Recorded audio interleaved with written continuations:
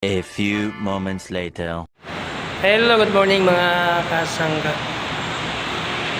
Sa kabila ng mga kaguluhan ngayon dito sa ating bayang Pilipinas, piliin pa rin nating maging mabuting tao mga kasangga. Para maging ihemplo tayo ng kabataan. Hindi tayo kasusuklaman pagdating ng panahon. Tayong padadala sa ating puot, sa ating mga puso.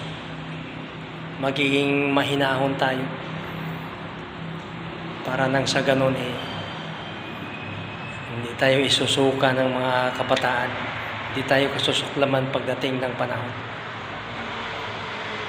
Wala man taong perfecto, pero pipiliin pa rin natin isang mabuting tao. So ganun lang mga kasangga. Magandang umaga sa ating lahat. Ingat po tayo lagi.